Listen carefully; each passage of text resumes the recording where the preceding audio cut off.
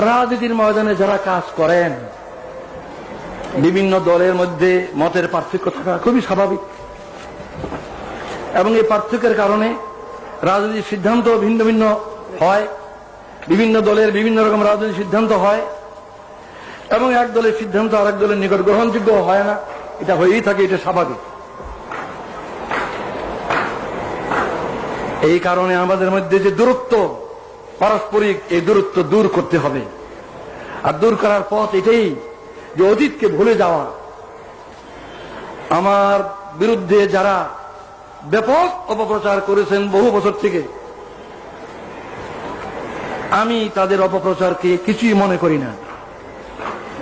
তাদের বিরুদ্ধে আমার কোনো বিদ্বেষ নাই, আমি তাদের বিরুদ্ধে কোনো অভিযোগ করব না।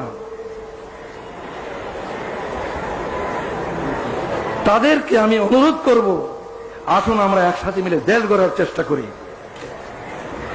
আমারও যদি কোনো ভুল হয়ে থাকে, ইচ্ছাকৃতভাবে দেশের এবং জনগণের ক্ষতির কোনো চেষ্টা আল্লাহর রহমতে আমি কোনোদিন করিনি।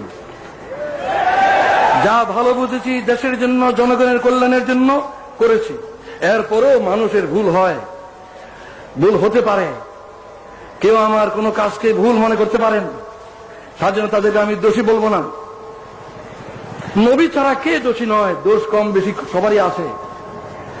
তাই যারা আমার কোনো কাজকে ভুল মনে করেছেন, আমার কোনো কাজে অসন্তুষ্ট হয়েছেন, আমার কোনো কাজে ব্যথিত হয়েছেন, দুঃখ পেয়েছেন, আমি তাদের সবার কাছে জানাচ্ছি, আপনাদের এই বেদনার সঙ্গে আমি শরীক, আমিও দুঃখিত।